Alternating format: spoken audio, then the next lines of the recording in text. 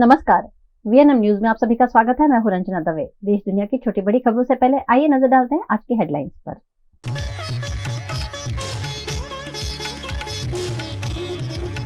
Israel पर हमला कर सकता है ईरान, शिप पर ओमान की खाड़ी में हेलीकॉप्टर से उतरे कमांडोज।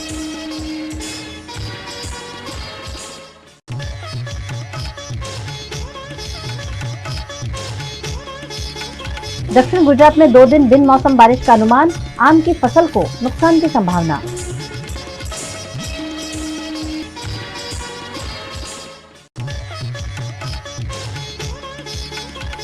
और वडोदरा में मसाज के नाम पर डॉक्टर फंस गया हनी ट्रैप में, आपत्तिजनक फोटो वीडियो लेकर किया ब्लैकमेल। इजरायल द्वारा ईरान में की गई एयर स्ट्राइक के बाद ईरान भी अब इजरायल पर हमला करने की फिराक में है। ईरान इजरायल में तनाव बढ़ता जा रहा है। मीडिया रिपोर्ट्स में दावा किया गया है कि ईरान 2 दिन के भीतर इजरायल पर अटैक कर सकता है। इस बीच अमेरिका ने अपना वॉरशिप इजरायल भेजा है। टाइम्स ऑफ इजरायल की रिपोर्ट के मुताबिक अमेरिका का aircraft carrier USS Dwight Eisenhower लाल सागर के रास्ते इजरायल पहुंच रहा है। ये ईरान की तरफ से दागी जाने वाली मिसाइल और ड्रोन को रोकने में सक्षम है। इधर भारत समेत 6 देशों अमेरिका, ब्रिटेन, रूस, फ्रांस और जर्मनी ने अपने नागरिकों के लिए एडवाइजरी जारी की है। इसमें नागरिकों को ईरान और इजरायल न जाने की सलाह दी गई है। दरअसल 1 अप्रैल को इजरायल ने सीरिया में ईरानी एम्बेसी के पास एयर स्ट्राइक की थी। इसमें ईरान के 2 टॉप आर्मी कमांडर्स समेत 13 लोग मारे गए थे। इसके बाद ईरान ने बदला लेने के लिए इजरायल पर अटैक करने की धमकी दी थी। दक्षिण गुजरात के आम देश भर में प्रसिद्ध हैं, लेकिन दक्षिण गुजरात में बिन मौसम बारिश की वजह से आम की फसल खराब हो सकती है। मीठे रसीले आम खाना भला किसे पसंद नहीं होता और गुजरात के दक्षिण गुजरात के आम तो देश भर में काफी मशहूर है। लेकिन 2 दिनों तक दक्षिण गुजरात में बिन मौसम बारिश की संभावना मौसम विभाग ने जताई है। ऐसे में आम की फसल को नुकसान हो सकता है। दक्षिण गुजरात में साइक्लोनिक सर्कुलेशन सक्रिय होने से वलसाड, नवसारी, सूरत, भरूच में हल्की बारिश की संभावना जताई गई है। बरसात की संभावना के चलते आम की फसल को बड़े पैमाने पर नुकसान हो सकता है। खराब मौसम और बिन मौसम बारिश के चलते आम सड़ सकते हैं। ऐसे में दक्षिण गुजरात के किसानों के माथे पर चिंता के बल पड़ गए हैं। કમોસમી વરસાદની આગાહીને કારણે ખાસ કરીને દક્ષિણ ગુજરાતના કેરી પકવતા ખેડૂતોમાં ચિંતા પેસી છે। દક્ષિણ ગુજરાત ખાસ કરીને બાગાયતી પાકમાં કેરીનો પાક લગભગ વલસાડ, નવસારી, સુરત થઈને 80 થી 85 હજાર હેક્ટરમાં કેરીના બગીચાઓ છે। ને જે રીતે વેસ્ટર્ન ડિસ્ટર્બન્સને કારણે જે રીતે સર્ક્યુલેશન આવી રહ્યું છે અને વરસાદની જે રીતની ઝાપટાની આગાહી થઈ છે, સ્વાભાવિક છે કે કમોસમી વરસાદ આવે એટલે ખેડૂતોને ચિંતા થાય। અને હાલમાં જે રીતે કેરીનો પાકના મરવાઓ તૈયાર છે ને ખાસ કરીને આ વર્ષે સતત 2 માવઠા થવાને કારણે તમે જો તો માર્ચ મહિનામાં પણ જે રીતે માવઠું થયું એને કારણે જે મોર આવ્યા પછી જે ખાસ કરીને મરવાનું જે સેટિંગ થવું જોઈએ ન થવાના કારણે આજે પણ દક્ષિણ ગુજરાતમાં માંડ 30 થી 35% પાક કેરીનો છે। અને એવા સમયે ફરી પાછું જ્યારે માવઠાની આગાહી થઈ રહી છે ત્યારે ખેડૂતોમાં ભારે ચિંતા છે। गुजरात के वडोदरा में मसाज के बहाने डॉक्टर को हनी ट्रैप में फंसाने का मामला उजागर हुआ है। वडोदरा के न्यू समा इलाके में रहने वाले 30 वर्षीय डॉक्टर को इंस्टाग्राम पर संपर्क कर जूही लबाना नाम की एक लड़की ने मसाज का ऑफर दिया था। मसाज कराने के लिए लड़की के घर पहुंचे डॉक्टर के आपत्तिजनक वीडियो और फोटोज निकाल ले गए और नकली पुलिस के नाम पर डॉक्टर से 10 लाख रुपए मांगे गए। हनी ट्रैप में फंस गए डॉक्टर ने 1 लाख रुपए दे भी दिए और दूसरे 1 लाख का दबाव बनाया गया। लेकिन मामले की शिकायत डॉक्टर द्वारा पुलिस थाने में कर दिए जाने पर पुलिस ने 1 लड़की और 3 लड़कों को गिरफ्तार कर कानूनी कार्यवाही की है। पाकिस्तान सीमा पर बसे राजस्थान के बाड़मेर में जनसभा को संबोधित करने के बाद प्रधानमंत्री नरेंद्र मोदी ने पूर्वी राजस्थान के दौसा जिले में रोड शो किया। प्रधानमंत्री नरेंद्र मोदी ने आज शुक्रवार को दौसा शहर में रोड शो किया। पीएम मोदी के रोड शो के चलते लोगों की भारी भीड़ जुटी। इस दौरान प्रधानमंत्री नरेंद्र मोदी हाथों में भाजपा का चुनाव चिन्ह कमल हाथों में लेकर लोगों का हाथ हिलाकर लोगों का अभिवादन करते हुए नजर आए। दौसा कांग्रेस नेता सचिन पायलट का दूसरा गढ़ माना जाता है। ऐसे में दौसा में पीएम मोदी के रोड शो से भाजपा कार्यकर्ताओं में उत्साह का संचार हुआ। साथ ही पीएम मोदी ने रोड शो से एक बड़े वोट बैंक को संदेश भी दिया। पीएम मोदी के रोड शो के दौरान बड़ी संख्या में पुलिस के जवान भी तैनात दिखे। प्रधानमंत्री नरेंद्र मोदी ने लोकसभा चुनाव प्रचार के लिए राजस्थान के बाड़मेर में आयोजित जनसभा को संबोधित भी किया। राम राम साहब, शक्ति और भक्ति परिचायक चैत्रीय नवरात्रा रे चौथे दिन माता कुष्मांडा रे स्वरूप ने मारो कोटि कोटि प्रणाम। बाढ़ाणे और जैसैणे रे वासियों ने मारी घणे मानसू। राम राम। जितने दिन राजस्थान में कांग्रेस सरकार रही, उसने जल जीवन मिशन में भी जमकर भ्रष्टाचार किया।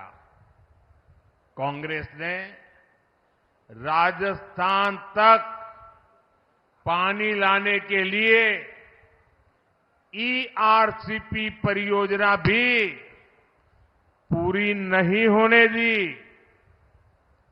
वहीं हमारे भजनलाल शर्मा जी की सरकार ने 100 दिन के भीतर ही ईआरसीपी परियोजना को पास करवाया है।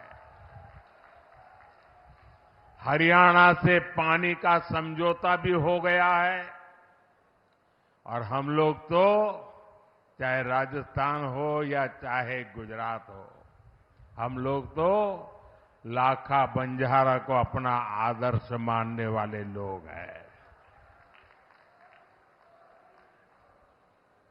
हमारा संकल्प है कि हम राजस्थान के हर घर तक पानी पहुंचाए।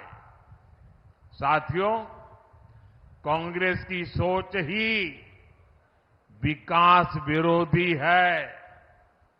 ये लोग देश के सीमावर्ती गांवों को देश के आखिरी गांव कहते हैं। ये लोग सीमावर्ती जिलों को, वहां गांवों को जानबूझकर विकास से वंचित रखते थे। और आप हैरान हो जाएंगे, क्यों रखते थे, क्या तर्क देते थे। ऑफिशियली बताते थे, वो कहते थे कि सीमा के पास विकास होगा तो दुश्मन देश के भीतर आकर कब्जा करने की संभावना बढ़ जाएगी। ये शर्म की बात है कि नहीं भाई? क्या हम इतने बुद्धिल हैं कि हम बढ़िया रास्ते बनाए तो दुश्मन उस पर चढ़ जाएगा? क्या बात करते हो? शर्म आनी चाहिए आपको। आप मुझे बताइए, किस दुश्मन के कलेजे में इतनी हिम्मत है कि वो बाड़मेर की सीमा में घुसकर कब्जा करने की सोचे?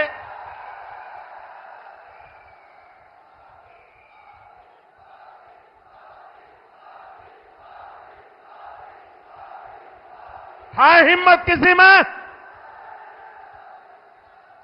भाइयों बहनों, हम सीमावर्ती इलाकों को, सीमावर्ती गांवों को आखिरी गांव नहीं, देश का प्रथम गांव मानते हैं।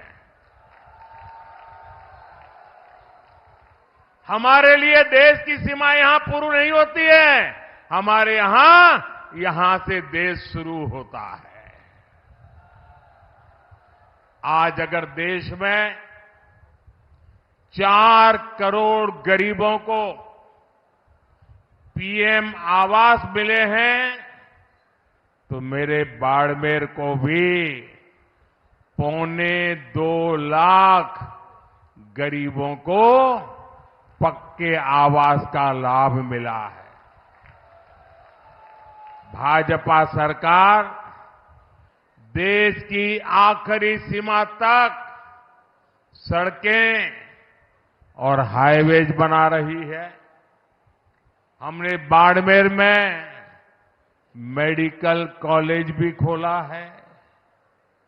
आज सीमावर्ती बाड़मेर में 72,000 करोड़ रुपए लागत की रिफाइनरी शुरू होने जा रही है।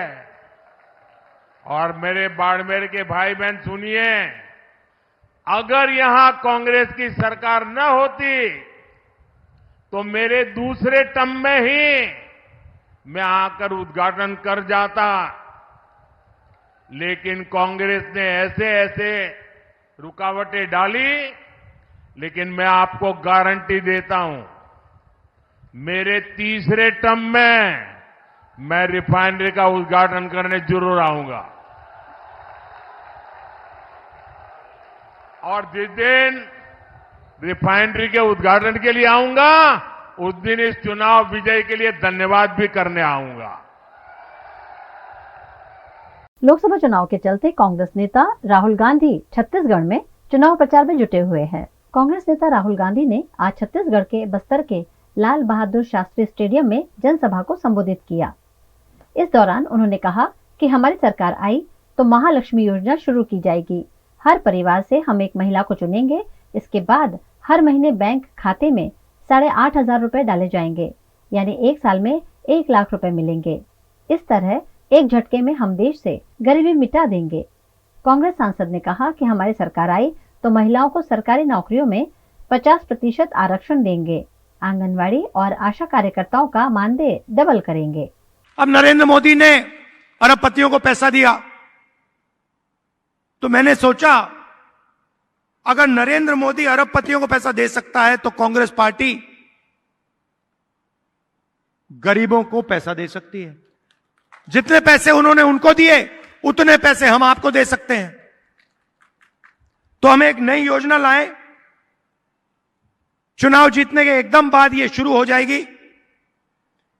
इसको हमने महालक्ष्मी योजना नाम दिया है।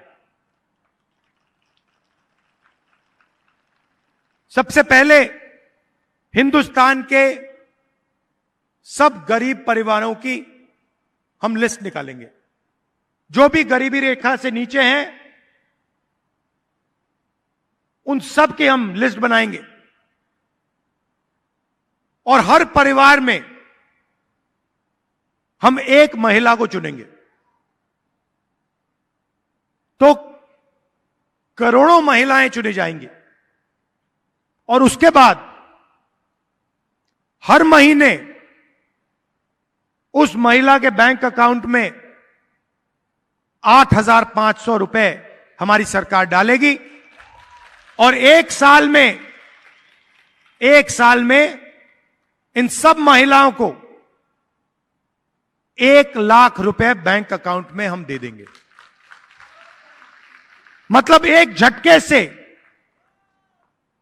हिंदुस्तान से हम गरीबी को मिटा देंगे और करोड़ों लोगों को इस योजना का फायदा होगा। हर महीने सोचिए, कोई मजदूरी कर रहे हैं,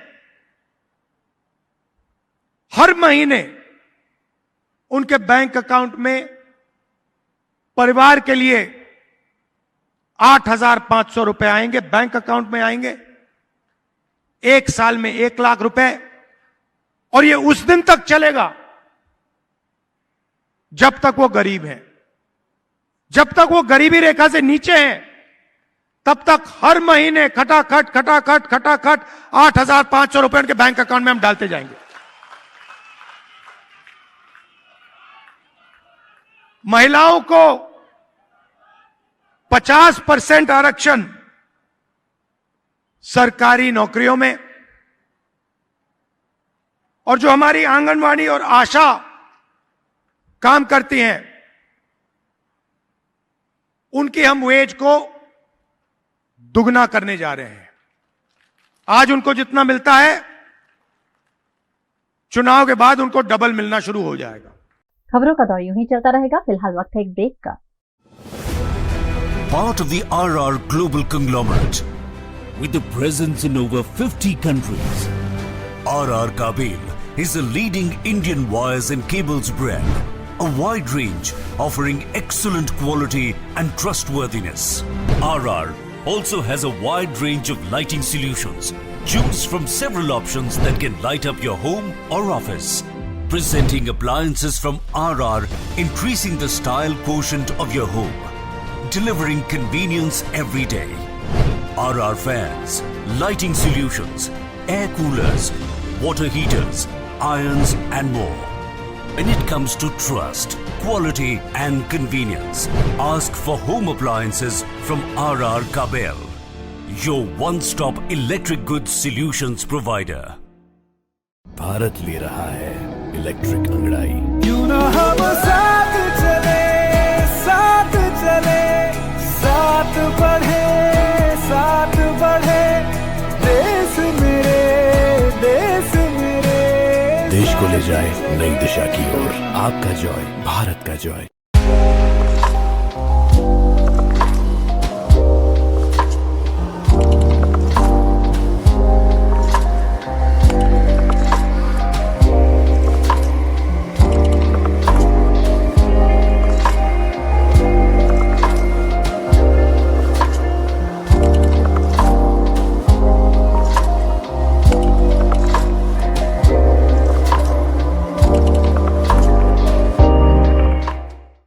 Every new year we take a new year resolution. New year resolution का मतलब होता है upgrading your life, which means upgrading your lifestyle and upgrading your living space. And that is why the best choice is Trilogy by Courtyard.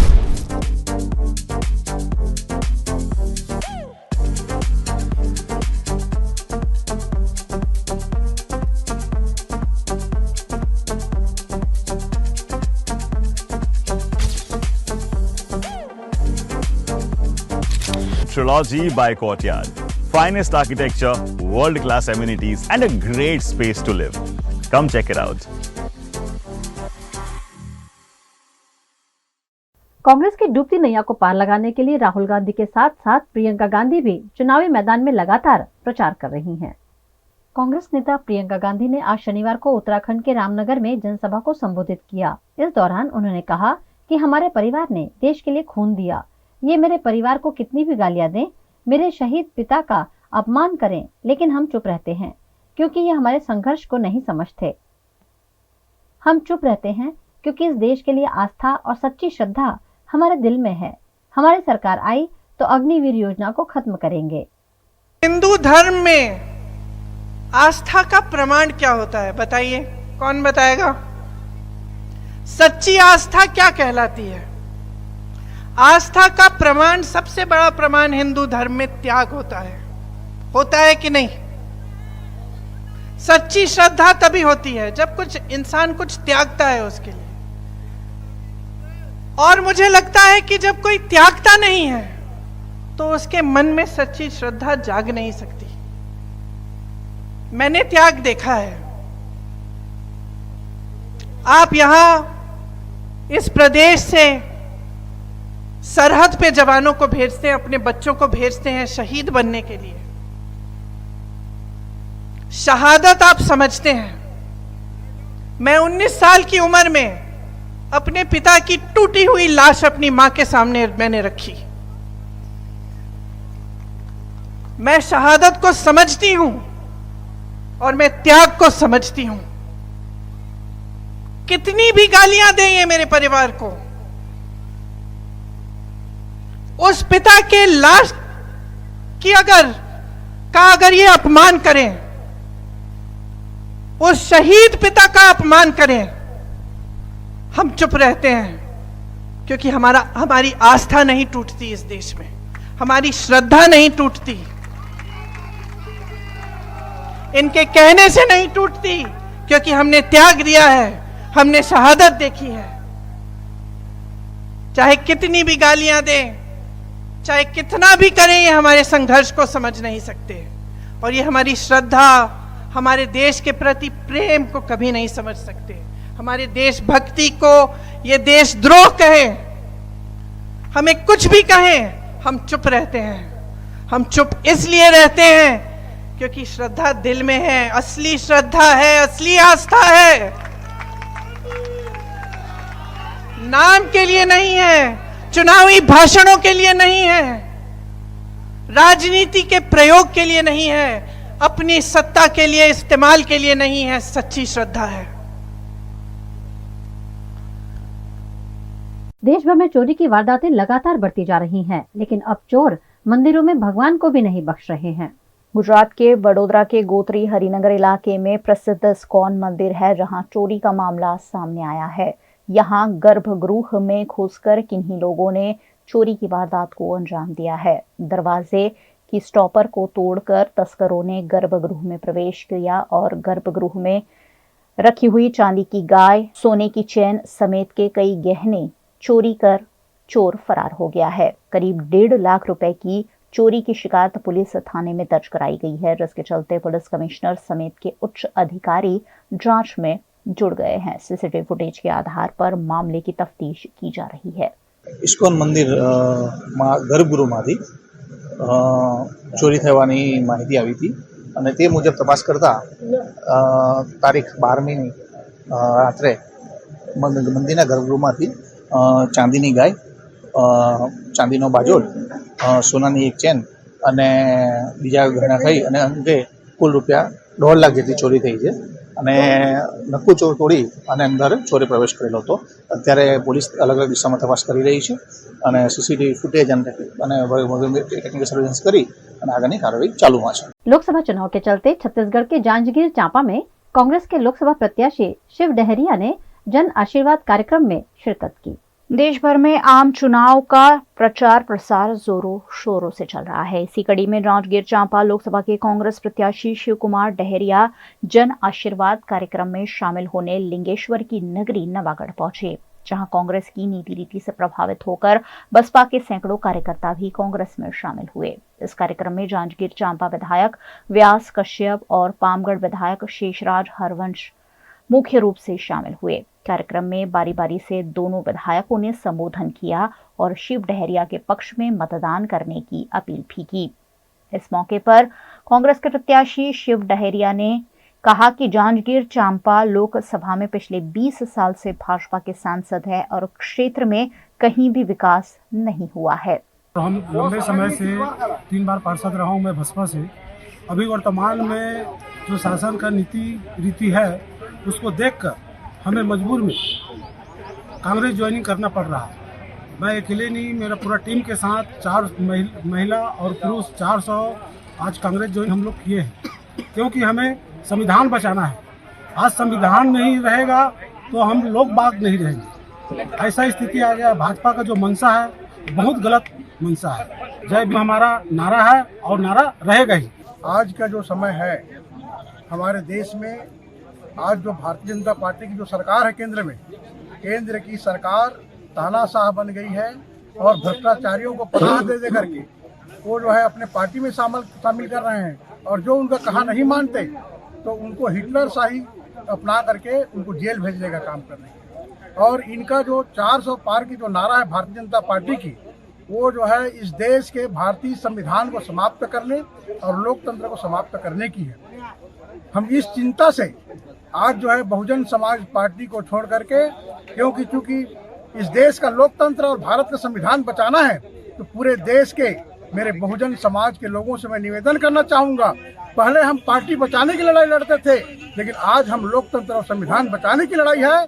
Gujarat के वडोदरा में Swami Vivekananda Heights के पास हो रहे सड़क हादसे रोकने के लिए स्पीड ब्रेकर लगाया जा रहा है। वडोदरा के गोरवा लक्ष्मीपुरा रोड इलाके में स्वामी विवेकानंद हाइट्स निकट पिछले दिनों सड़क हादसे में एक युवक को जान गंवानी पड़ी थी, जिसके चलते स्वामी विवेकानंद हाइट्स के अध्यक्ष और स्थानीय निवासियों ने वार्ड नंबर 9 के काउंसिलर श्रीरंग राजेश आयरे से यहां स्पीड ब्रेकर लगवाने की मांग की थी। श्रीरंग आयरे के प्रयासों से पुलिस कमिश्नर वडोदरा महानगर पालिका और ट्रैफिक विभाग द्वारा यहां स्पीड ब्रेकर बनाने की कार्यवाही की गई। आज रोज अमारी रजूआत जे करवामां आवी हती, जे कॉर्पोरेटर श्री श्रीरंग भाई छे तो जे बीजेपी वाला छे एमने टीमने ए दिवसे रजूआत करवामां आई थी ते प्रमाणे जे स्पीड ब्रेकर अमारे त्यां बने छे, कारण के रविवाરના દિવસે बहु गंभीर अकस्मात थयो हतो, जेमां 2 છોકરા बाइक लईने आवता हता અને 11 वाग्याना टाइमे जे डम्पर एमनी पर फरी वळ्યું, एक्सिडेंट थता ऑन ध स्पॉट एमनी पर टायर फरी गयुं અને ऑन ध स्पॉट पर जे छोकरो हतो चलावनार ए ते वखते मृत्यु पाम्यो हतो। તે એક બહુ દુઃખદ ઘટના હતી અને સોસાયટીના મેમ્બરોએ જે રજૂઆત કરી હતી ભેગા મળીને અને સંવેદના ભેગી કરી હતી, તો તે વખતે અમારા જે રાજેશભાઈ છે કે શ્રીરંગભાઈ છે કે જે અમારા નરસિંહભાઈ છે કે જે બી કોર્પોરેટરને જે ભાજપ જે નેતાઓ આવી ગયા હતા અને અમારી રજૂઆત સાંભળી. મારા વિસ્તાર વોર્ડ નંબર 9ની અંદર રવિવાર 7 તારીખના દિવસે જે દુર્ઘટના બની હતી અને જે ડમ્પર ચાલક દ્વારા વિસ્તારના જે 2 રહીશો અકસ્માત થયા હતા, એમાંથી એક અકસ્માતને કારણે એક જે વ્યક્તિ હતા એમનું ઘટના સ્થળે મૃત્યુ થયું હતું અને જે બીજા વ્યક્તિ હતા એમનું ગંભીર ઇજાઓ થઈ હતી. તો તેને ધ્યાનમાં રાખીને અહીંયાના તમામ રહીશો એટલે કે સ્વામી વિવેકાનંદ 1-2 સાથે ગોપાલબાગ, મિત બંગલો, અહીંયા કાશીધામ, તમામ લોકોએ અહીંયા રજૂઆત કરી હતી કે અહીંયા જે TP10નો જે મુખ્ય રસ્તો છે ત્યાં બમ્પ બનાવવામાં આવે.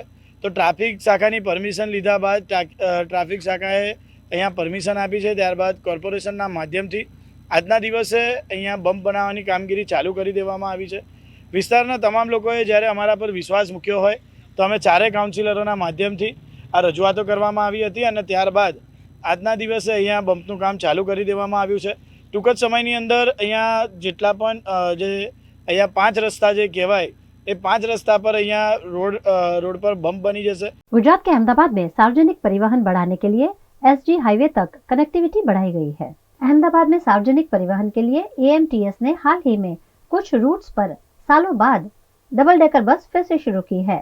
अब इस डबल डेकर बस के रूट भी बढ़ाए गए हैं, जिसकी कनेक्टिविटी SG हाईवे तक दी गई है। इस बस में नीचे 29 और ऊपर 36 कुल मिलाकर 60 पैसेंजर्स बैठ सकते हैं। CCTV समेत की आधुनिक सुविधाओं से ये डबल डेकर बस सुसज्ज है, जिस पर AMC के ट्रांसपोर्ट कमेटी के अध्यक्ष धर्मसिंह देसाई ने जानकारी दी। अमदावाद म्युनिसिपालिटी ट्रांसपोर्ट सर्विसे अगाऊ नक्की कर्युं हतुं 7 डबल डेकर बस चालू करवानी। एमां अगाऊ आपणे 4 रूट चालू कर्या हता। ए पछीना जे बाकी हता रूट एमां 3 नवा रूट चालू करीए छे। एमां 151 एक ए रूट लाल दरवाजा टर्मिनल थी वकील ब्रिज बोपल त्यार सुधीनो एक रूट हशे। ए एलिस ब्रिज, नटराज सिनेमा, मीठाकड़ी 4 रस्ता, लॉ कॉलेज, CN विद्यालय, नेहरूनगर, भावनीजर, मंदिर, इस्कॉन અને આંબલી સુધી આ રૂટ જવાનો। એ પછીનો જો 13/1 છે જે પ્રકાશ વિદ્યાલય ઈશનપુર છે ત્યાંથી રાણીપ ત્યાં સુધીનો છે। એના અંદર બી લગભગ મોટો વિસ્તાર આવરી લેવામાં આવે છે। વિશાલનગર, ગોવિંદવાડી, ઈશનપુર, જમાલપુર, પછી જવાહર ચોક, ભૈરવનાથ આ રૂટ કરતાં લાલ દરવાજાથી નહેરુ બ્રિજથી રાણીપ સુધીનો એ બીજો રૂટ છે। એ બી સારો મોટો रूट છે। એના અંદર ઘણા બધા લોકો લાભ લેશે। लोकसभा चुनाव के अंतर्गत दाहोद में जिला चुनाव अधिकारी योगेश निर्गुणे की अध्यक्षता में पत्रकार परिषद का आयोजन किया गया। લોકસભાની ચૂંટણી માટે જાહેરનામું નોટિફિકેશન આવી ગયું છે। આજથી નોમિનેશનની પ્રક્રિયા જો છે એ શરૂ થઈ ગઈ છે અને 19 તારીખના બપોરના 3 વાગ્યા સુધી ઇચ્છુક ઉમેદવારો જો છે આપનું નોમિનેશન ફાઇલ કરી શકે છે। 20મી તારીખે એની સ્ક્રુટિની કરવામાં આવશે અને 22મી તારીખના 3 વાગ્યા સુધી એનું વિડ્રોવલ થઈ શકે છે। 22 તારીખે 3 વાગ્યા પછી ફાઇનલ ઉમેદવારોની યાદી નક્કી કરવામાં આવશે અને એના પછી ચૂંટણી યોજવામાં આવશે। આપની ચૂંટણી જો છે એ 7 મે 2024ના દિવસે થવાની છે, મંગળવારના દિવસે। તો વહીવટી તંત્ર તરફથી અને DO કચેરી તરફથી અને આરોપ કચેરી તરફથી બધી વ્યવસ્થાઓ ગોઠવી દેવામાં આવેલી છે। પોલીસ સ્ટાફ જો છે એમની નિમણૂકો થઈ ગયેલી છે, એમનું પ્રથમ ટ્રેનિંગ પણ થઈ ગયું છે। એની સાથે સાથે જ EVM નું ફર્સ્ટ રેન્ડમાઇઝેશન થઈ ગયું છે અને દરેક એસીને EVM ની ફાળવણી કરી દેવામાં આવેલી છે અને આપણા જિલ્લા માટે 3 ઓબ્ઝર્વરશીપની પણ નિમણૂક કરવામાં આવેલી છે। એક્સપેન્ડિચર ઓબ્ઝર્વરશીપ, જનરલ ઓબ્ઝર્વરશીપ અને પોલીસ ઓબ્ઝર્વરશીપ। એક્સપેન્ડિચર ઓબ્ઝર્વર જો છે આજે આપણા એસીમાં રિપોર્ટ કરવા માટે આવી રહ્યા છે। જનરલ ઓબ્ઝર્વરશીપ અને પોલીસ ઓબ્ઝર્વરશીપ જો છે એ 19મી તારીખથી આપણું કામ શરૂ કરી દેશે। જાહેર જનતા માટે એમને કોઈ પણ પ્રકારની સમસ્યા હોય તો જિલ્લામાં ડિસ્ટ્રિક્ટ કોન્ટેક્ટ સેન્ટર અને integrated command and control centre પણ શરૂ કરી દેવામાં આવેલું છે। જાહેર નંબરો પણ જાહેર કરી દેવામાં આવેલા છે। गुजरात के जूनागढ़ में लोकसभा चुनाव के लिए नामांकन भरने की प्रक्रिया शुरू हो गई है। लोकसभा चुनाव 2024 अंतर्गत गुजरात में 7 मई को तीसरे चरण में वोटिंग होनी है, जिसके नामांकन की प्रक्रिया राज्य में शुरू हो गई है। जूनागढ़ संसदीय क्षेत्र में लोकसभा चुनाव के लिए दावेदारी करने वाले उम्मीदवारों में उत्साह का माहौल है। नामांकन के पहले दिन 32 फॉर्म उम्मीदवारों ने लिए हैं। हालांकि सारे फॉर्म भरकर वापस नहीं भी आते हैं। लोकसभा चुनाव अंतर्गत कार्यरत किए जाने वाले media certification and monitoring cell द्वारा भी 24 घंटे खबरों और सोशल मीडिया पर लगातार नजर रखी जा रही है और नामांकन के बाद भी ये सुनिश्चित किया जाता है कि सभी उम्मीदवार और पार्टी कार्यकर्ता आदर्श आचार संहिता के नियमों का पालन करें। लोकसभा चूंटणी 2024 अंतर्गत आज 12 एप्रिल थी नामांकन भरवा माटेनी शरूआत थई छे, जे 19 एप्रिल बपोरे 3 वाग्या सुधी चालशे। आ समयगाळा दरमियान उमेदवार के एना कोईपण एक जे प्रपोजल होय ए पोते उमेदवारी पत्र अने एनी जे एफिडेविट होय छे ए आरओ अने अमारा जे जूनागढ़ खातेना जे एआरओ छे एनी समक्ष ए रजू करी शके छे।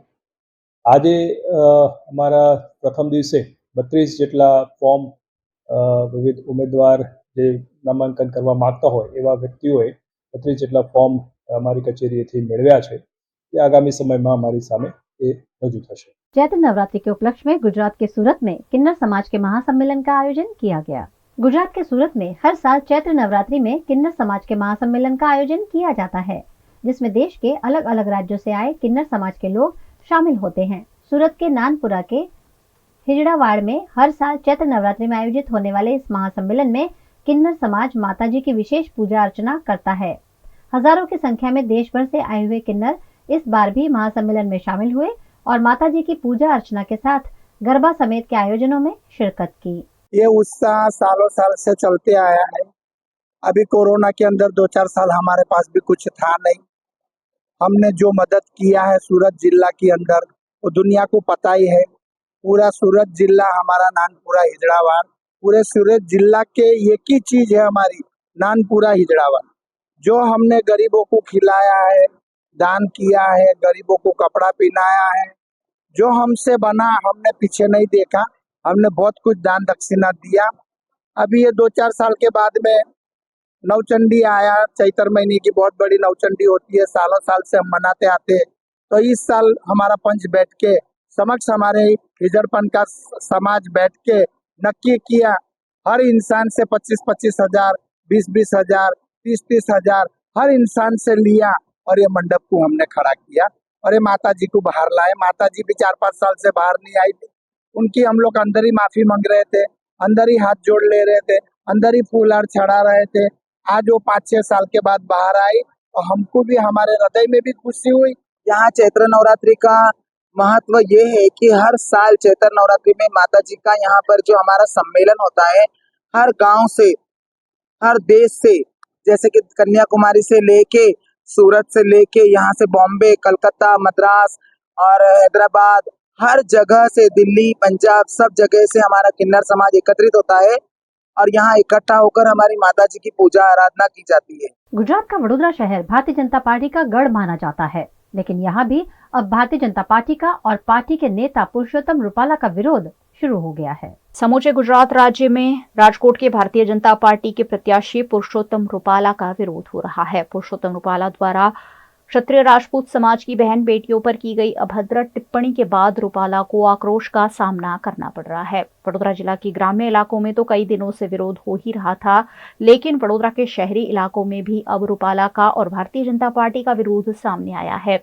जिसमें रूपाला का टिकट रद्द नहीं होने तक भाजपा के कार्यकर्ताओं और अग्रणियों को प्रवेश नहीं करने के बैनर लगा दिए गए हैं। लोकसभा चुनाव में पुरुषोत्तम रूपाला द्वारा क्षत्रिय समाज के खिलाफ किए गए आपत्तिजनक बयान के बाद अब पूरे राज्य में उन्हें विरोध का सामना करना पड़ रहा है। इसी के तहत क्षत्रिय राजपूत समाज द्वारा मांजलपुर में भी रातों रात बैनर लगा दिए गए हैं। ऐसे में शहर में भी अब रूपाला का विरोध शुरू हो गया है। इन दिनों लोकसभा चुनाव के मद्देनजर भारतीय जनता पार्टी के नेता और कार्यकर्ता लगातार लोगों के बीच जाकर चुनाव प्रचार कर रहे हैं। ऐसे में क्षत्रिय समाज का ये रोष उन्हें भारी पड़ सकता है। मांजलपुर में राजपूत करणी सेना और क्षत्रिय समाज द्वारा बैनर लगाकर विरोध प्रदर्शित किया गया है, जिसमें लिखा गया है कि भाजपा के किसी भी कार्यकर्ता या अग्रणी को प्रवेश नहीं करना है जब तक रूपाला की टिकट रद्द नहीं होती है। इस मामले क्षत्रिय अग्रणी रविराज सिंह सोलंकी ने क्षत्रिय राजपूत समाज की आन बान शान पर किए गए इस वार का विरोध किया। विषय एक ज छे के खाली आ बेनर नहीं, आ चिमकी छे अने आ तो खाली टेलर छे। आ टेलर जे पिक्चर आखुं बाकी छे।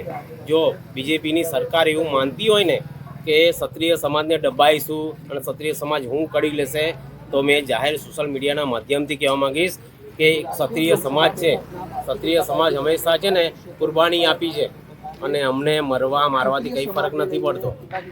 અમે પહેલા બી ઇતિહાસમાં અમારા ગરદન આપ્યા છે, અમારા દળ આપ્યા છે દેશ માટે, હિન્દુ સંસ્કૃતિ માટે। પણ જ્યારે પોતાના પર આવે ને, પોતાના મા દીકરી પર આવે ને, તો ક્ષત્રિય સમાજ છે બીજાની મા દીકરી એના પર જો પરિયા બાંધતા હોય અને ગાય માતા માટે જો પોતાનું ગરદન કપાવતા હોય, તો પોતાની બેન દીકરી પર જ્યારે વાત આવે ને, तो आप सोशल मीडिया ना माध्यम थी कहेवा मांगीश कि हमें जितनी भी ताकत होय लगाई देजो। आप जाहिर में कहूँ छूँ आ बेनर खाली चिमकी है, માંજલપુર ની અંદર તમે પ્રચાર કરીજો તમારી તાકાત હોય તો। હેમંત જોશીની વાત કરીએ, એ કોઈ અમારો દુશ્મન નથી, અમારો કોઈ દુશ્મન નહીં। ભાજપ જનતા પાર્ટી બી જાતે દુશ્મન નહોતી શબ્દ વાપરું છું। કેમ કે જ્યાં લગીન છે ને રૂપાલાની વાત હતી ત્યાં રૂપાલા લગીન નથી, પણ અત્યારે બીજેપીએ બી અમારી સામે જો એક આંખ બતાવવાની કોશિશ કરતા હોય ને, તો કોઈ અમારી સામે આંગળી બતાવશે ને તો એનો હાથ કાપવાની તાકાત ધરાવી છે। આ છે ક્ષત્રિય સમાજ। આ ખાલી રાજકોટના મત વિસ્તારમાં કે રાજકોટનું ખાલી મા દીકરીનું અપમાન નથી કર્યું, એ સમસ્ત હિન્દુ સંગઠનનું, હિન્દુ સમાજનું અપમાન કર્યું છે। સમસ્ત હિન્દુ અને સમજો કે ક્ષત્રિય સમાજની મા દીકરીનું અપમાન કર્યું છે। એ કોઈ દિવસ ચલાવવામાં નહીં આવે અને જરૂર પડશે તો તલવાર હજુ ઘરે મૂકી છે, ચલાવવાનું નથી શીખ્યા। અમે ક્ષત્રિયના દીકરા છે। જ્યારે ધર્મની વાત આવે ને, હિન્દુત્વની વાત આવે, સંસ્કૃતિની વાત આવે ને, ત્યારે બધાથી આગળ કોઈ નીકળતું હોય ને તો ક્ષત્રિયના દીકરા આવતા હોય છે। અમે એ જ લોહીથી છે। गुजरात के राजकोट में भारतीय जनता पार्टी पुरुषोत्तम रूपाला मामले को स्टैंड नहीं ले रही है। इसी बीच राज्य के शहर जिलों में रूपाला का विरोध तेज होता जा रहा है। गुजरात के राजकोट से लोकसभा के भाजपा प्रत्याशी और केंद्रीय मंत्री पुरुषोत्तम रूपाला के खिलाफ गुजरात में रोष कम होने का नाम नहीं ले रहा है। गुजरात के सभी शहर जिलों में पुरुषोत्तम रूपाला के खिलाफ लगातार विरोध प्रदर्शन हो रहे हैं। इसी के तहत अहमदाबाद के कृष्णनगर में क्षत्रिय समाज द्वारा एक रैली का आयोजन किया गया, जिसमें बड़ी संख्या में क्षत्रिय राजपूत समाज के भाई बहनों ने मौजूद रहकर पुरुषोत्तम रूपाला के बयान का विरोध किया। पुरुषोत्तम रूपाला की टिकट रद्द करने की मांग लगातार क्षत्रिय राजपूत समाज कर रहा है।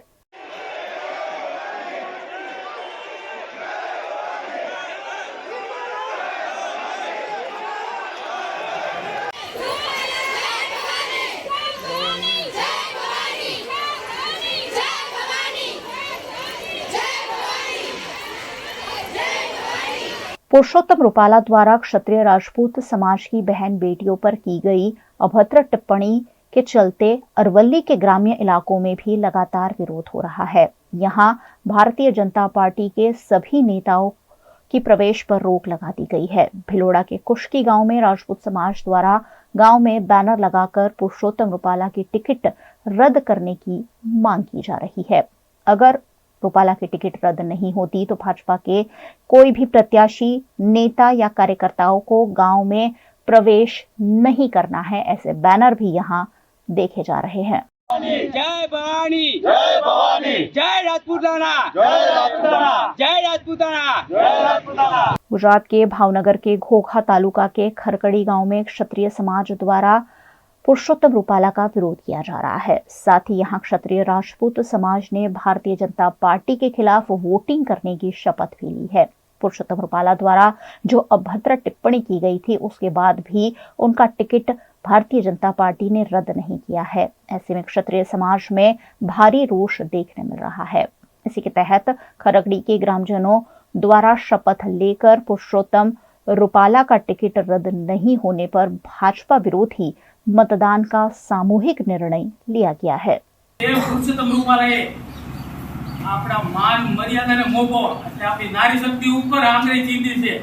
જો રાજાશાહી હોત તો એ આંગળી ચીંધનારનો હાથ નહીં પણ માથું કાપીને અમારી શક્તિ આ સમાજ ધરાવે છે એ સાબિત કરવાનો સમય નથી, કારણ કે લોકશાહી છે. એટલે આપણે માથા ગણાવવા જવાના છે, માથા વાઢવાનો નહીં પણ માથા ગણાવવાનો સમય છે, એ આપણે દેખાડવાનું છે. गुजरात के वडोदरा में स्थायी समिति की बैठक में ऑडिट विभाग के काम को अनुमति दे दी गई है. लोकसभा चुनाव के मद्देनजर इन दिनों देश भर में आदर्श आचार संहिता लागू है, जिसके चलते वडोदरा महानगर पालिका में आयोजित स्थायी समिति की बैठक में सिर्फ ऑडिट विभाग का काम लिया गया. 26 जून 2023 से 2 जुलाई 2023 तक पोस्ट ऑडिट की जानकारी चीफ ऑडिटर की ओर से दी गई है, जिसे अनुमति दी गई है. આજે સ્થાયી સમિતિની બેઠકમાં એક આઇટમ એજન્ડા પર હતી, જેમાં 26/6/2023 થી 2/7/2023 દરમિયાન પોસ્ટ ઓડિટની વિગતો જાણવા લેવાની પ્રપોઝલ એજન્ડા પર હતી. એમાં આ સમય દરમિયાન મહાનગરપાલિકાની હિસાબી શાખા અને જનરલ કચેરી દ્વારા આવકનું પત્રક 1 અને જાવકનું ઓડિટ પત્રક 2 રજૂ કરવામાં આવ્યું હતું અને આ ઓડિટ રિપોર્ટને જાણમાં સર્વાનુમતે લેવામાં આવ્યો છે. प्रधानमंत्री नरेंद्र मोदी ने भारत के विकास के लिए गेमिंग इंडस्ट्री के विशेषज्ञों से मुलाकात की, जिसमें गुजरात के भुज के तीर्थ मेहता भी शामिल हुए. भारत में पिछले कुछ वर्षों से गेमिंग इंडस्ट्री में कई उतार चढ़ाव देखने को मिल रहे हैं. हाल ही में भारत के 7 गेमर्स को देश के प्रधानमंत्री नरेंद्र मोदी के साथ gaming industry, content creation, e sports और गेम डेवलपमेंट और चर्चा करने के लिए आमंत्रित किया गया था.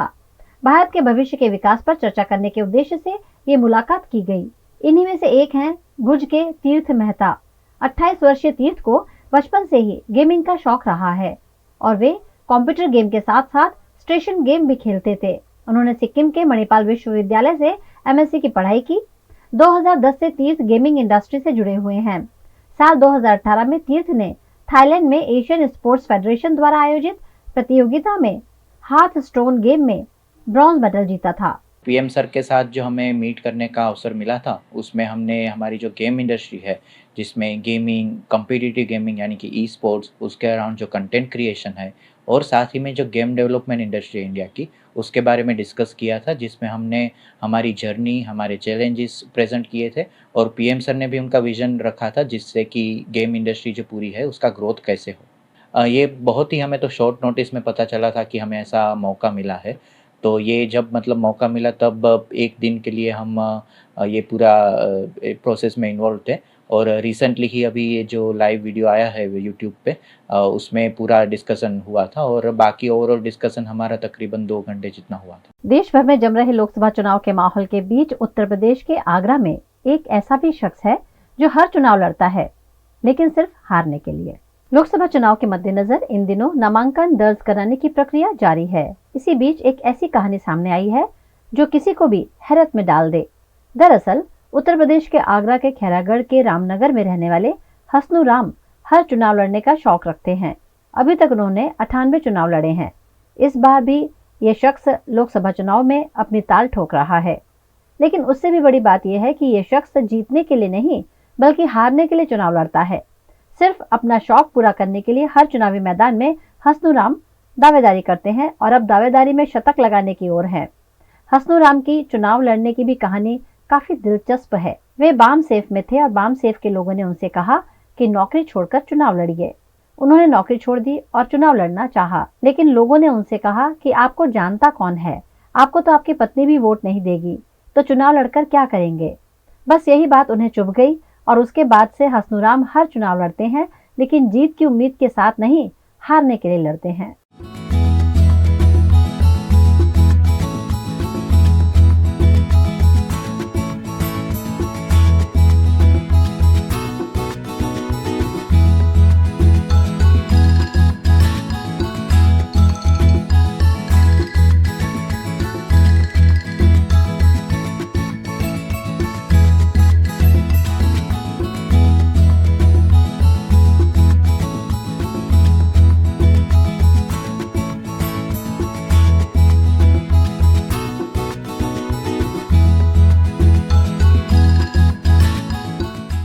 नमस्कार, मैं हूं मयूरिका और आप देख रहे हैं VNM TV. World health day की सीरीज में एक और मुद्दे पर आज हम बात करने वाले हैं। वैसे वीएनएम पर पिछले 25 सालों से हमेशा हमने हेल्थ को इंपॉर्टेंस दिया है, क्योंकि आपकी और सबकी हेल्थ हमारे लिए काफी जरूरी है।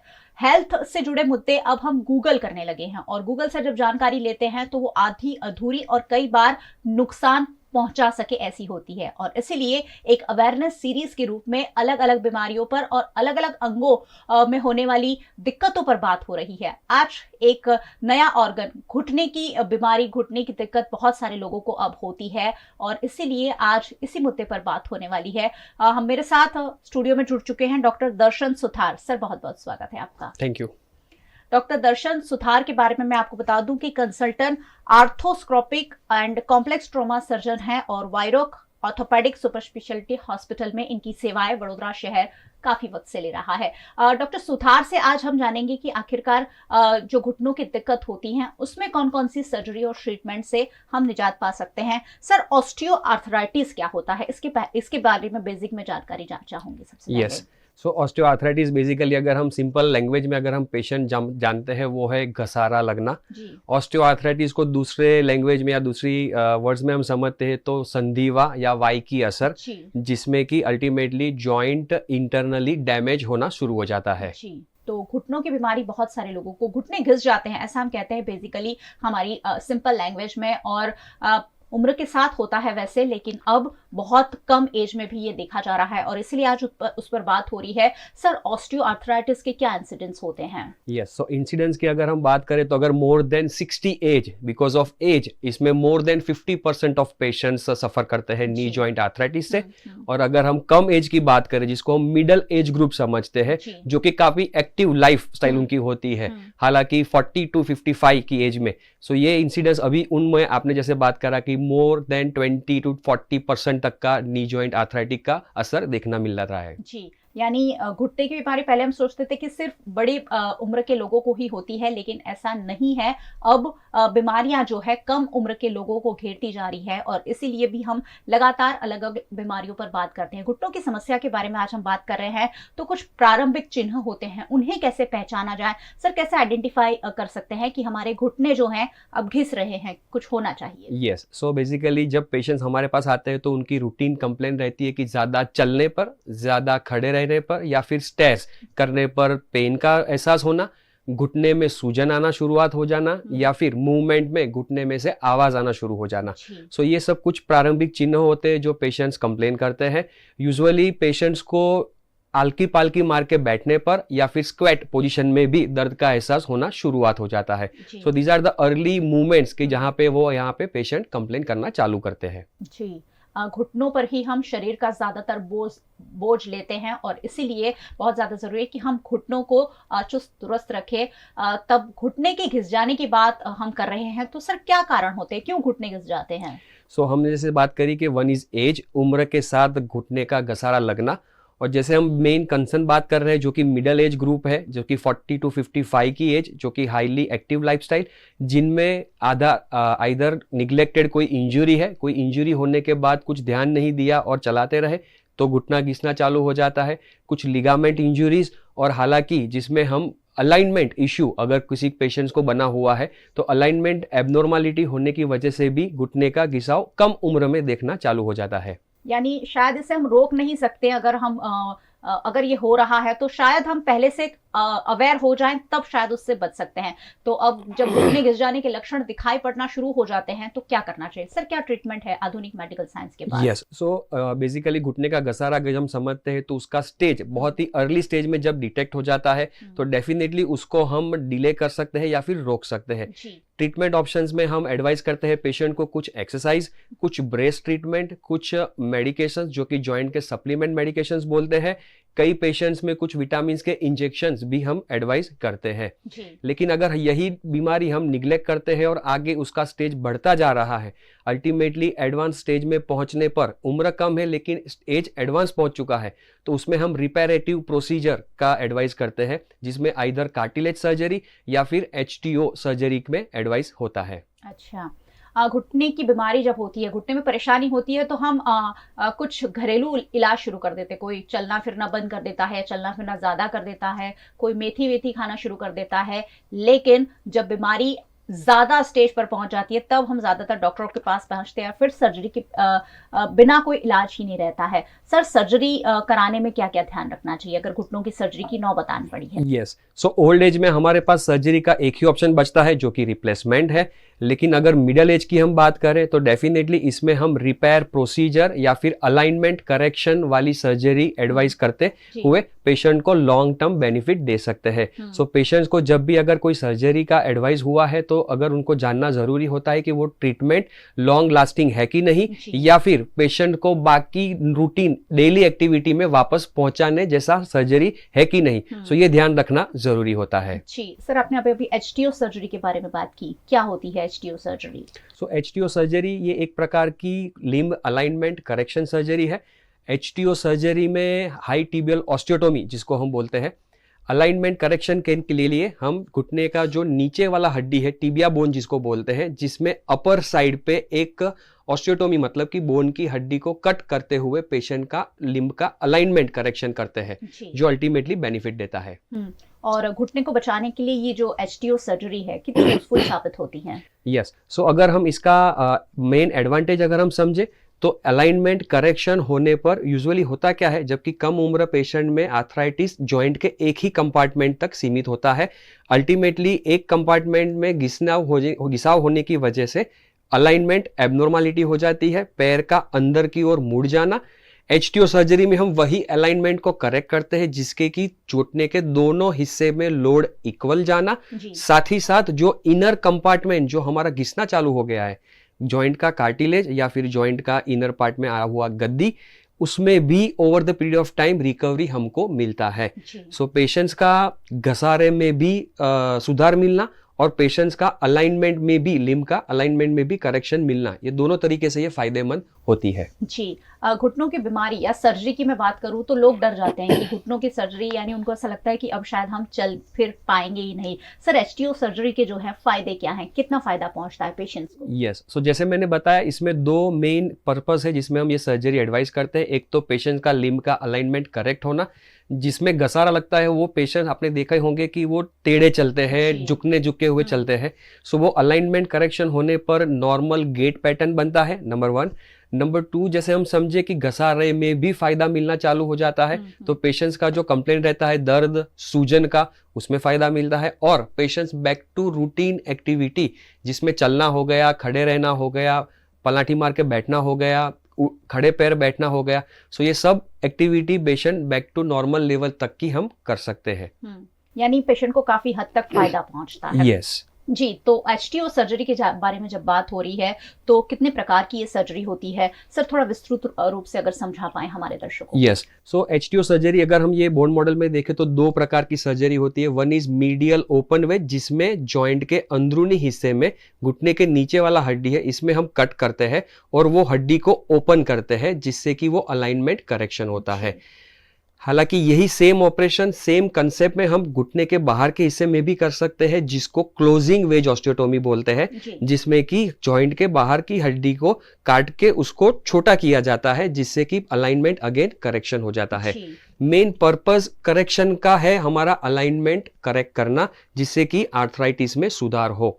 और जैसे हम बात कर रहे हैं कि हड्डी को कट करने में होता है, तो इसको इंटरनल सपोर्ट प्लेट स्क्रू या फिर बाहर से रॉड स्क्रू से सपोर्ट से हम देते हैं। अच्छा, तो इस तरह से ये पूरी सर्जरी हो सकती है। राइट जी, तो HTO सर्जरी जब हो जाती है तो प्री ऑपरेटिव भी कुछ होना होता है, कुछ एक्सरसाइज करनी पड़ती है, कितने दिनों का ध्यान रखना पड़ता है? यस, सो अगर हम प्री ऑपरेटिव टेस्ट या प्री ऑपरेटिव एक्सरसाइज की बात करते हैं तो डेफिनेटली, क्योंकि घसारे की वजह से जॉइंट के आसपास के मसल्स का वीक होना, जॉइंट का स्टिफनेस बनना, तो रूटीन एक्सरसाइज मसल्स के स्ट्रेचिंग के लिए हम पेशेंट्स को एडवाइस करते हैं।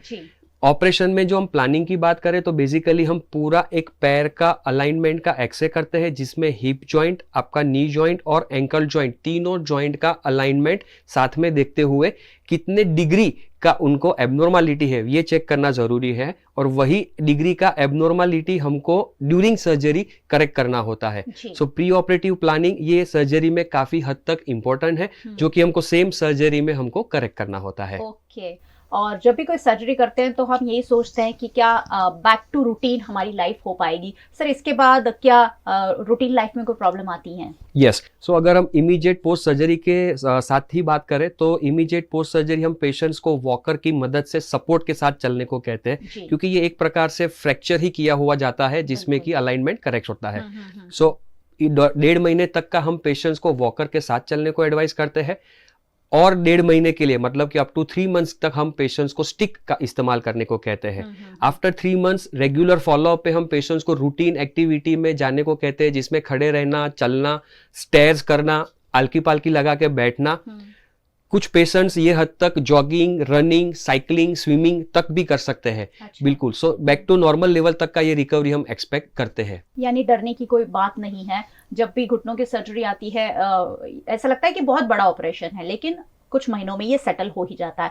सर क्या HTO करने के बाद फिर से कभी रिप्लेसमेंट का वक्त भी आता है कि रिप्लेसमेंट करने की जरूरत पड़ती है कुछ पेशेंट? सो ये हालांकि ऑलमोस्ट सभी पेशेंट, जो पेशेंट है मिडिल एज ग्रुप है, उनको हम एडवाइस करते हैं, क्योंकि कोई जगह पे उनको रिप्लेसमेंट का एडवाइस हुआ होता है और हम ये जो रिपेरेटिव प्रोसीजर या फिर लिम्ब अलाइनमेंट करेक्शन सर्जरी बोलते हैं, तो काफी पेशेंट्स का ये सवाल रहता है कि भाई ये एक ऑपरेशन तो अभी हमने करवा लिया, तो आगे चल के हमको दूसरा रिप्लेसमेंट ऑपरेशन तो कहीं नया करवाना पड़े। सो बिल्कुल, क्योंकि ये एज रिलेटेड प्रोसेस है, तो क्योंकि कुछ एज के बाद, क्योंकि नेचुरली बॉडी जब वेयर एंड टेयर होना शुरुआत हो जाती है तो वो नेचुरल प्रोसेस की वजह से आर्थराइटिस बढ़ता है। बट यूजुअली जब हम ये प्रॉपर इंडिकेशन या फिर प्रॉपर पेशेंट सिलेक्शन के साथ सर्जरी करते हैं तो ये हम 10 to 12 ईयर्स या अप टू 15 to 20 ईयर्स कुछ पेशेंट्स में अच्छे रिजल्ट्स का एडवाइस करते हैं। जी, यानी काफी लंबा ड्यूरेशन पीरियड है कि घुटने सलामत सुरक्षित रह सकते हैं और आप रूटीन अपने काम कर सकते हैं। घुटना जब घिस जाता है तो HTO सर्जरी क्या होती है, कैसे होती है, उसके बारे में डॉक्टर सुथार बता रहे हैं। और ये सारी बातें तो ट्रीटमेंट की और ये सारी हो गई, लेकिन जब भी कोई डॉक्टर एक्सपर्ट यहाँ आते हैं मैं जरूर पूछती हूँ सर प्रिवेंशन क्या होता है, क्योंकि हमेशा हमारे यहाँ कहा जाता है कि prevention is better than cure. तो अगर घुटने की घिसारे से बचना है तो क्या कर सकते हैं? यस, बहुत ही अच्छा क्वेश्चन है और पब्लिक अवेयरनेस के लिए मैं डेफिनेटली ये ऐड करना चाहूँगा, क्योंकि घुटने के लिए कुछ एक्सरसाइज होती है जो कि रूटीन में हम कहते हैं हमारा सिंपलेस्ट ऑफ एक्सरसाइज है, ये है वॉकिंग और साइकिलिंग, क्योंकि आजकल हमारी लाइफस्टाइल भी ऐसी हो गई है, चलना घूमना वगैरह सब कम हो गया है, व्हीकल का इस्तेमाल करना, बैठे बैठे काम करना। सो ये सीडेंट्री लाइफस्टाइल ये एक वजह हो सकती है। सो वो अवॉइड करें, एटलीस्ट थोड़ा टाइम निकालें जिसमें कि आप एटलीस्ट कुछ मिनट्स के लिए आप वॉक कर पाए, नंबर 1। कुछ जॉइंट्स की स्ट्रेचिंग एक्सरसाइज भी इसमें इंपॉर्टेंट होती है, और कुछ एज के बाद कुछ सप्लीमेंट्स भी जरूरी होते हैं जो कि ओवरऑल बॉडी का हेल्थ में मदद करते हैं। सो साइकिलिंग अगर आपका हॉबी है, या फिर स्विमिंग, अगेन ये एक अच्छा एक्सरसाइज है जो ओवरऑल बॉडी मेंटेन करते हैं। सो ये सब एक्सरसाइज या फिर कुछ हॉबीज एक्टिविटी में हम इन्वॉल्व होना एडवाइस करते हैं। और क्या कोई फूड ऐसा लिया जा सकता है जिससे इस तरीके की दिक्कतों से बचा जा सके? यस, सो यूजुअली हम ये जैसे जॉइंट का और हड्डी का बीमारी की बात करते हैं तो कैल्शियम रिच डाइट और हाई प्रोटीन डाइट का हम एडवाइस करते हैं, जिसमें कि अल्टीमेटली जो बॉडी का रिकवरी प्रोसेस है या फिर बॉडी का वेयर एंड टेयर प्रोसेस है वो स्लो होता है और अल्टीमेटली गुड हेल्थ लंबे समय तक बनी रहती है। और कैल्शियम की टैबलेट्स भी अब डॉक्टर प्रेफर करते हैं, उससे क्या बिना एडवाइस लिया जा सकता है? क्योंकि बहुत सारे लोग ऐसे ही लेते हैं और कुछ लोग डॉक्टर एडवाइस करते हैं उसके बाद कुछ महीने 1-2 महीने लेते हैं फिर नहीं भी लेते हैं, तो क्या होता है कैल्शियम लेने का जो प्रोसीजर है वो? यस, सो कैल्शियम में बेसिकली हम जब यंग पेशेंट या मिडिल एज ग्रुप होते हैं पेशेंट, उनको हम सिर्फ कैल्शियम रिच डाइट एडवाइस करते हैं। अगर कुछ पेशेंट्स के सिम्टम्स ज्यादा है उसमें हम ब्लड टेस्ट से कंफर्म करते हैं कि उनका बॉडी कैल्शियम लेवल कम है तो ही टैबलेट सप्लीमेंट की ओर से हम देते हैं। लास्टिंग ओल्ड एज पेशेंट, खास करके फीमेल्स में मोर देन 50 और मेल्स में मोर देन 65, सो हम ये रेगुलर बेसिस पे मेडिसिन चालू रखने को कहते हैं, क्योंकि उस टाइम पे उनका बॉडी का वेयर एंड टेयर प्रोसेस ज्यादा होता है जो कि सप्लीमेंट लेना जरूरी बनता है। और अगर हम फूड सप्लीमेंट की बात करें तो खास करके milk products, number 1 green leafy vegetables जो कि हालांकि रिच सोर्स ऑफ कैल्शियम है, मकई के पोहे कॉर्नफ्लेक्स आते हैं, पपैया है, अंजीर है, बादाम है, खजूर है, और एग्स अगर खाते हैं तो ये definitely high rich calcium diet sources है जो हम एडवाइस करते हैं। जी बिल्कुल, बहुत आसान फूड सप्लीमेंट है जो हम ले सकते हैं अगर बीमारियों से बचना है। तो अच्छा फूड खाना और अच्छी लाइफस्टाइल रखना, ये 2 तो हमेशा ही ऑप्शन सबके पास बने हुए। सर एंड नोट पर हमारे दर्शकों को वर्ल्ड हेल्थ डे की जब सीरीज चल रही है कोई संदेश देना चाहें आप? यस, मैं ऐसा संदेश देना चाहूँगा कि जब हम घुटने की बात करते हैं तो ये हमारा बॉडी का मूवमेंट करने में मेन हिस्सेदार है, और अगर हमारा घुटना सलामत रहा, अच्छी हेल्थ में रहा, तो ओवरऑल बॉडी का हेल्थ हमारा मेंटेन रहेगा। घुटने सलामत रखना और घुटने का केयर करना, ओवरऑल बॉडी की हेल्थ मेंटेन करना, ये ज़रूरी है।